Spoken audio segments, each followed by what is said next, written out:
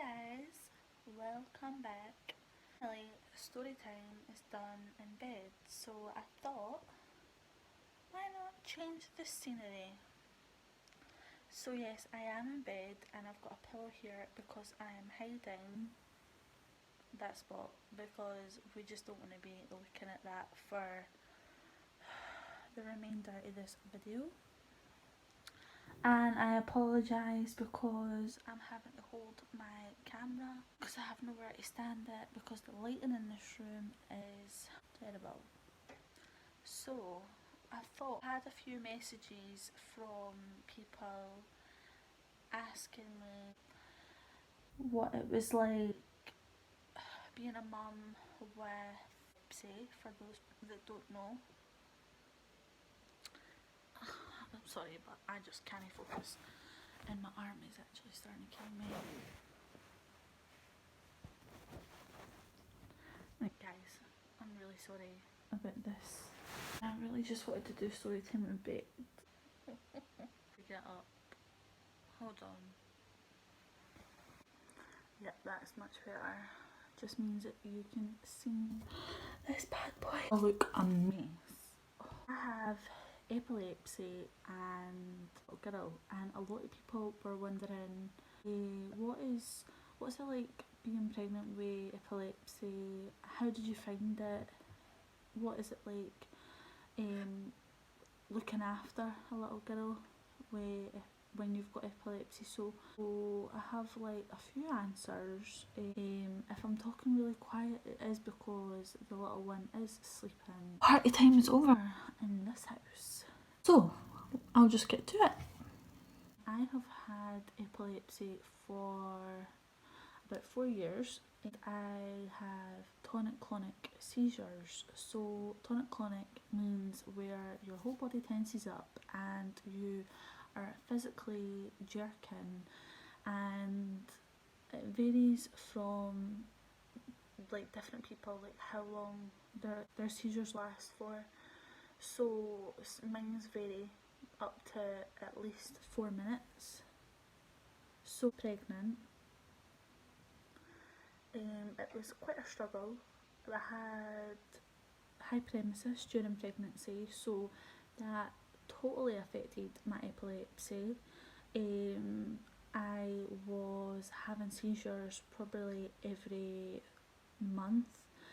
About 3 times a month I was having seizures. They were lasting from a minute to 3 minutes. And sometimes I would have more than one seizure in the space of 5 minutes. I would have maybe like 2 seizures. So it was pretty rough. Not everybody would be like that. I was like just like that because I had the hyperemesis. The tablets that I take to control my seizures stopped working because the sickness was bringing the tablets back up. So I had no medication in my system, and there was times where I was in hospital because I was dehydrated and just like really unwell, and I had a lot of time off my job. It's really tough with hyperemesis. Basing this story on my experience and the epilepsy that I have. There was only one occasion when it was a week after we just got married where I had a seizure and she stopped kicking for 3 hours. So we went to the hospital and it just turned out that she just got a little bit of a scare, but she was fine.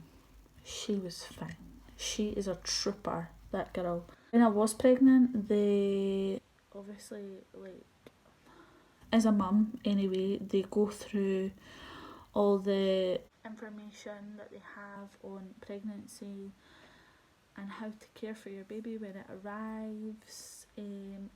Mine's was a little bit different, as people with other disabilities or medical conditions would understand that there is extra information that you have to consider. So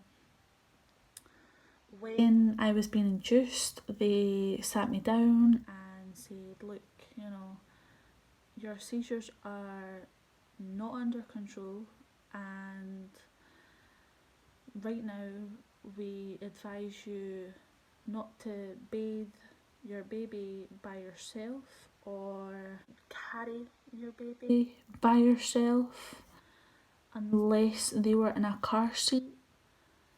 Just like so many things they were telling me that like I really just had to do differently. Like, we bought one of those My Baby changing station units, and it was like the mat was on the top, and then it was like nappies and wipes on the bottom and stuff. And it cost a lot of money. My parents had bought me it, so it cost a lot of money, and it was a gift. So it was really, really important to me. And they told me that I wasn't allowed to use it because it's obviously not on the ground, and if I was to have a seizure and Rosa fell off it, you could imagine. So I was really, really upset, and that was when it hit me, and I really started feeling like, oh my god, like I'm gonna have this baby, and how am I going to do it? Like, how am I going to cope? Like, how am I going to look after her? Like, they're telling me I can't do all these things, and like I need people there with me all the time. And I mean, I live about an hour away from family, so it's not even possible for people to be here every day, all day, you know. So that, like, the thoughts were just like running through my brain, and I was just getting myself to 90. Because when they were telling me all this, I kind of just sort of went onto a different world. I started like really stressing. The realisation in motherhood hit me, and it hit me hard. For other reasons as well, but that's like another video. Because I suffer postnatal depression and anxiety psychosis, and when she went away I just literally broke down, and one of the midwives actually came up and she says, are you okay? And I literally just said to her, I can't do this. And she was like, no, you can do it. And I'll never ever forget, like, she literally sat with me, held my hand, because Sam, he was on his way, he was working when they were inducing me, so he was on his way, and I was sitting there, and she was like, thousands of women do this every day. You're not alone. And she's right. I am not alone. And there's people there that are worse off than me. That day, like, obviously, like, when I had Rosa, everything was a bit of a blur, to be honest with you, because I was on every drug possible. Payment wise, and a episiotomy, let me tell you, that was sore. And after birth, no one tells you about that. I had 1,000 humans tell me all the do's and don'ts about motherhood and labour and epilepsy, and not one soul about afterbirth. And I am even going to tell you right now, that will come, trust me, hon, that'll be in my next videos. Afterbirth, things that no one tells you about. Even thinking about it, oh my days. Yeah, that's how bad it was for me. TMI. So, anyway, got home a few days later after the whole blur and realisation that we were home. Sam, he pretty much done most of the work for the first week, or at least a few days.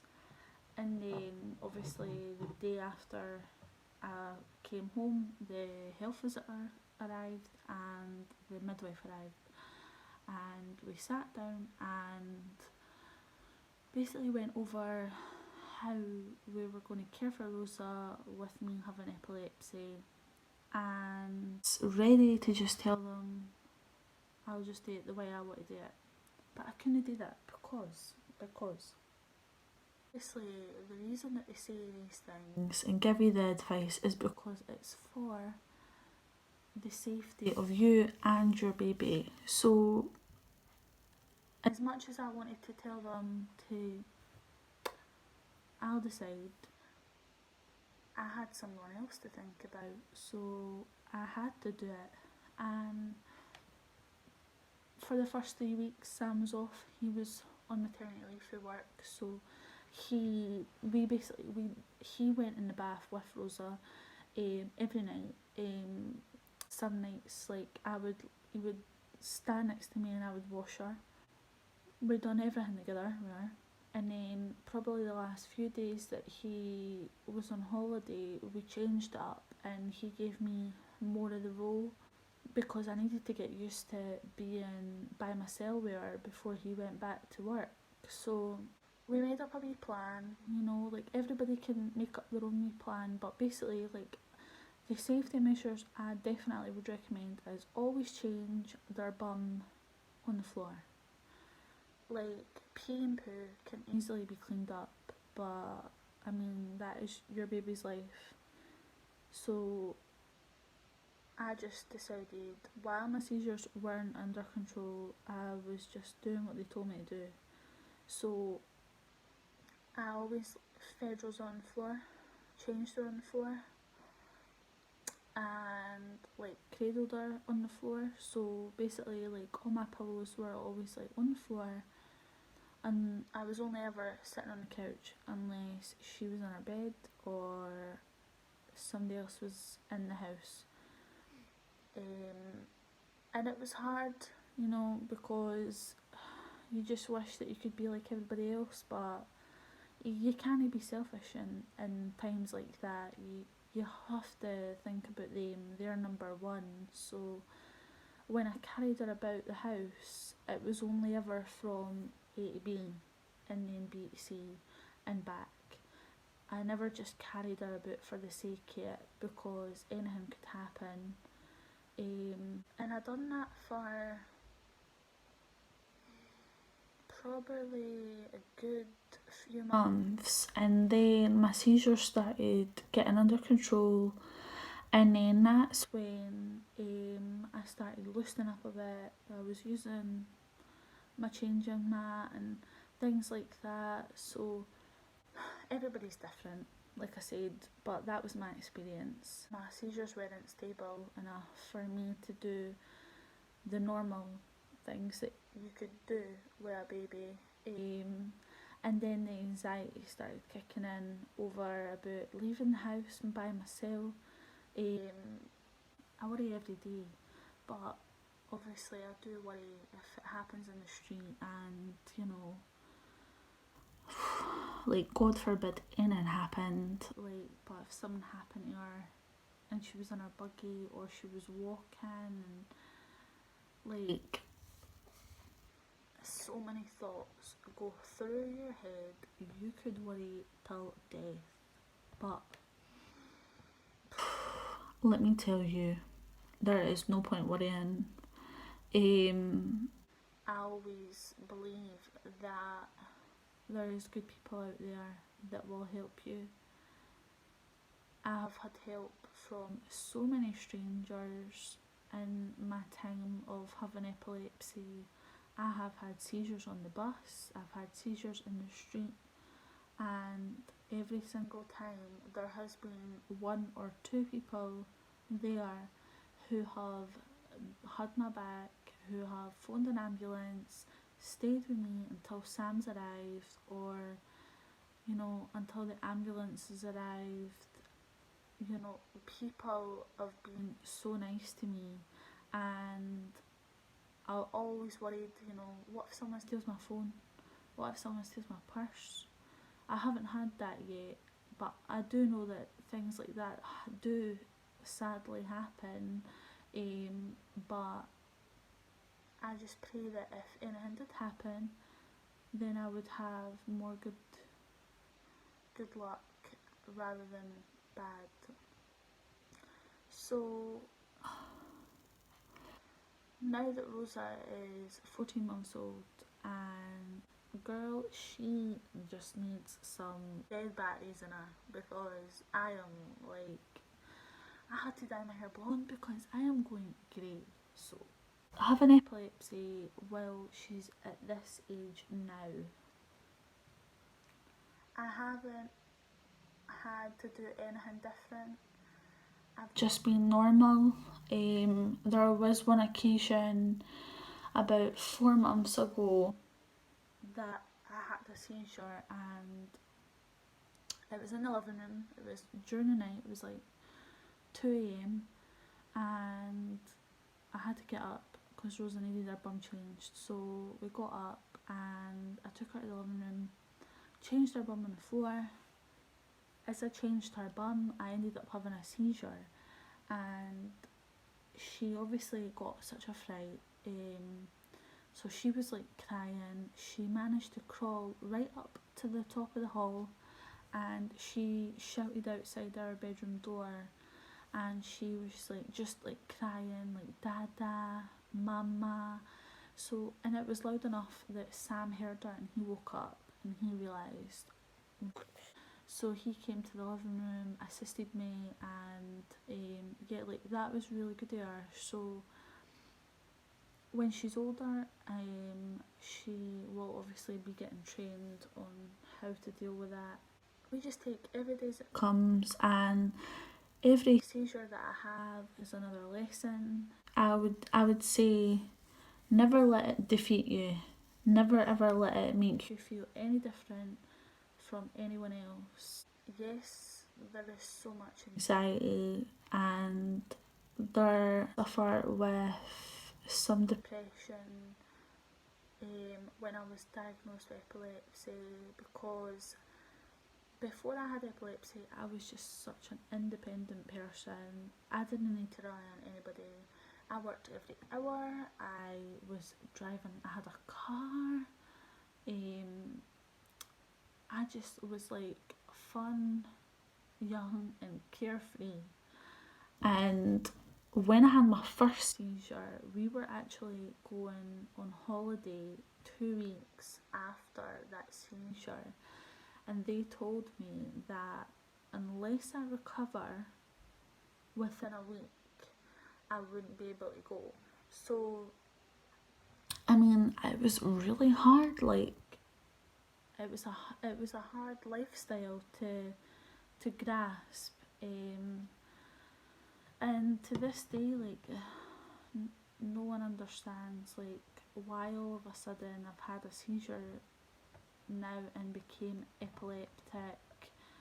It's just one of the things that can happen to people in life. Like, these things do happen, and live with it. It can look a lot scarier than what it actually is at times. You just have to stick together and get through it, and that is exactly what me and my family do. So that is pretty much my story in dealing with epilepsy while being a mother.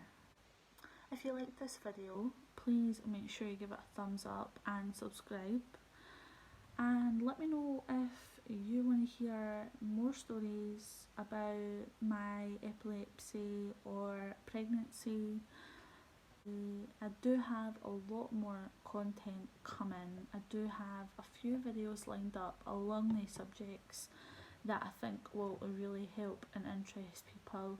So please just keep an eye out for that. And yeah.